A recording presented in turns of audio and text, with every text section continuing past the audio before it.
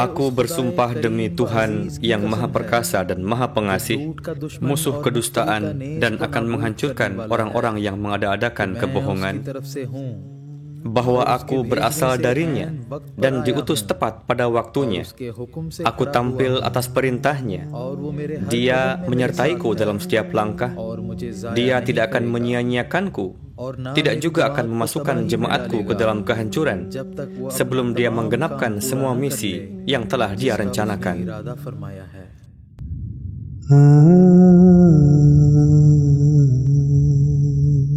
Rangkaian kalimat berberkat yang syarat dengan keimanan, keyakinan, kepastian, dan kegagahan ini diucapkan oleh seorang wujud suci yang telah diutus oleh Allah Ta'ala untuk membimbing, menuntun umat manusia pada zaman ini. Wujud suci ini adalah putra rohani dari junjungan kita tercinta Hadrat Khatamul Anbiya Muhammad Mustafa Sallallahu Alaihi Wasallam yang bernama Hadrat Mirza Ghulam Ahmad Sahib Qadiani alaihi salam. Sebagai bentuk pengkhidmatan terhadap Islam pada permulaan abad ke-19, Sayyidina Hadrat Masih Maud alaihi salam telah memulai jihad dengan pena, dan beliau telah menulis satu karya agung yang bernama Barahin Ahmadiyah, yang dengan perantaraannya wajah Islam yang telah layu pada masa itu mulai segar dan hidup kembali. Ada seorang wujud suci yang masyhur di kota Ludhiana bernama Sufi Haji Ahmad Jan menulis bahwa Hadrat Mirza Ghulam Ahmad Sahib adalah mujaddid pada masa ini. Beliau bagaikan pedang bagi para pengingkar Islam dan merupakan hujjah bagi para musuh Islam. Orang-orang mulai meminta kepada beliau untuk mengambil baiat, namun pada saat itu beliau alaihi salam menolaknya dan bersabda, "Saya belum mendapatkan perintah untuk itu." Pada akhirnya, setelah ada restu dari Allah Ta'ala, kemudian pada tanggal 1 Desember 1888, beliau alaihissalam menyebarkan selebaran yang diberikan judul Tabligh. Di dalamnya tertulis bahwa ini merupakan perintah Allah Ta'ala dan saya sampaikan pada hari ini. 40 hari terhitung dari pengumuman awal tadi, pada tanggal 12 Januari 1889, beliau alaihissalam menerbitkan satu selebaran lagi yang diberi judul Penyempurnaan Tabligh. Di dalamnya disebutkan 10 syarat baiat.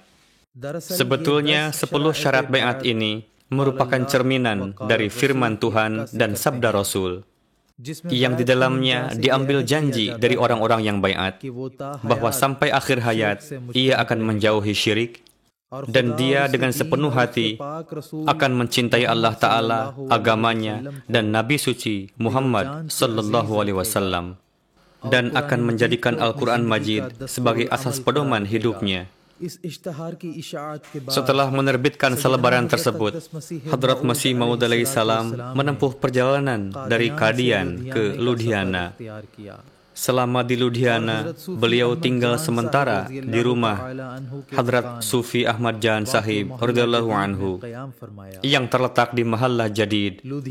Beberapa hari setibanya di Ludhiana, beliau menerbitkan satu selebaran lagi yang di dalamnya tertulis maksud dan tujuan baiat, dan berkenaan dengan keberkatan yang akan diraih, beliau bersabda, "Jemaat ini akan menjadi jemaat yang murni milik Allah Ta'ala, dan dia akan memberikan kekuatan kepada jemaat ini dengan ruhnya, akan mensucikan mereka dari keburukan, dan akan menciptakan perubahan suci di dalam kehidupan mereka.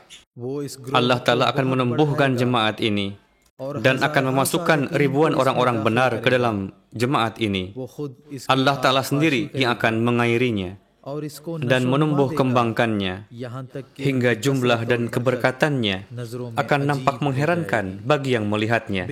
Pada akhirnya tibalah hari yang berberkat pada tahun 1889, merupakan masa emas dalam sejarah Islam.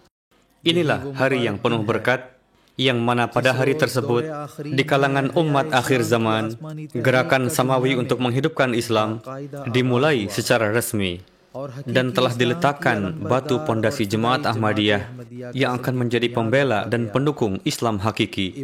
Kemudian Sang Imamuz Zaman, Hadrat Aqdas Masih Maud alaihi salam, meletakkan tangan berberkat beliau di atas tangan orang-orang yang baiat pada masa itu, lalu mengambil baiat mereka. Baiat itu disebut dengan baiat pertama. Sejak saat itu, cara-cara baiat demikian diamalkan sampai saat ini dalam Jemaat Ahmadiyah. Dalam prosesi baiat pada masa-masa awal, diikuti oleh beberapa orang saja. Pada tanggal 23 Maret 1989, bertepatan dengan 12 Rajab 1310 pada hari Kamis, Hadrat Aqdas Masih Maud alaihi salam memasuki satu ruangan di dalam rumah tersebut yang posisinya terletak di sebelah timur laut. Saat itu, kondisi ruangan tersebut sudah usang. Kemudian Hadrat Masih Maud alaihi salam duduk di bawah, tepatnya pada pojok sebelah tenggara. Lalu dimulailah prosesi baiat dengan penuh kesederhanaan. Hadrat Masih Maud alaihi salam menugaskan Syekh Hamid Ali Sahib radhiyallahu anhu untuk berdiri di dekat pintu dan memanggil satu persatu nama yang disebutkan oleh Hadrat Masih Maud alaihi salam agar masuk ke ruangan baiat. Orang yang paling beruntung yang namanya paling pertama disebut oleh Hadrat Masih Maud alaihi salam adalah pecinta sejati beliau alaihi salam, yakni Hadrat Maulana Al-Haj Hakim Nuruddin Sahib radhiyallahu anhu. Hadrat Masih Maud alaihi salam memegang dengan erat pergelangan tangan Hadrat Maulana Hakim Nuruddin radhiyallahu anhu. Kemudian mengambil baiat cukup lama. Pernyataan baiatnya sebagai berikut. Pada hari ini di tangan Ahmad, aku bertobat dari segala dosa-dosa dan kebiasaan buruk yang telah aku lakukan. Dan aku berjanji dengan segenap ketulusan hati, disertai iradah yang kuat, dan dengan sekuat tenaga, hingga akhir hayat, akan menghindari segenap dosa-dosa, dan akan mendahulukan agama di atas kesenangan dunia dan kelezatan hawa nafsu. Dan sebisa mungkin akan berusaha untuk mengamalkan 10 syarat baiat yang disampaikan pada tanggal 12 Januari. Pada hari ini pun saya memohon ampun kepada Allah Ta'ala atas dosa-dosa yang terdahulu. Astagfirullah Rabbi, Astagfirullah Rabbi, Astagfirullah Rabbi min kulli zambi wa atubu ilaih. Ashhadu an la ilaha illallah wahdahu la syarika lahu wa ashhadu anna Muhammadan abduhu wa rasuluh. Rabbi inni zalamtu nafsi wa i'taraftu bi dhanbi faghfir li dhunubi fa innahu la yaghfiru dhunuba illa anta. Setelah memanggil 5 nama secara bergiliran dan mengambil baiat mereka, Hadrat Masih Maud alaihi salam bersabda kepada Syekh Hamid Ali Sahib radhiyallahu anhu, sekarang silahkan Anda sendiri yang mempersilahkan mereka masuk secara bergiliran. Dengan demikian, pada hari itu 40 orang yang beruntung mendapatkan kemuliaan untuk baiat di tangan Hadrat Masih Maud alaihi salam. Sayyidina Hadrat Masih Maud alaihi salam memerintahkan untuk mencantumkan nama-nama para sahabat yang beruntung itu dalam sebuah daftar. Dan pada daftar nama tersebut tertulis judul Baiat Taubat untuk meraih ketakwaan dan kesucian. Setelah mengambil baiat kaum pria, Hadrat Masih Maud alaihi salam kembali ke rumah, kemudian mengambil baiat beberapa wanita.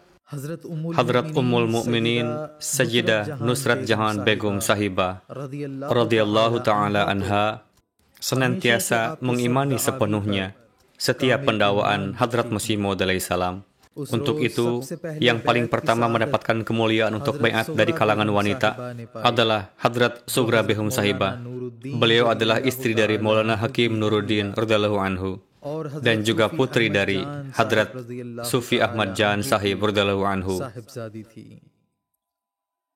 Setelah selesai prosesi baiat, Hadrat Aqdas Masih Maud alaihi salam menjamu makan para hadirin yang hadir pada saat itu.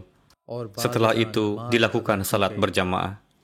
Berkenaan dengan kemajuan jemaat ini, Hadrat Aqdas Masih Maud alaihi salam bersabda,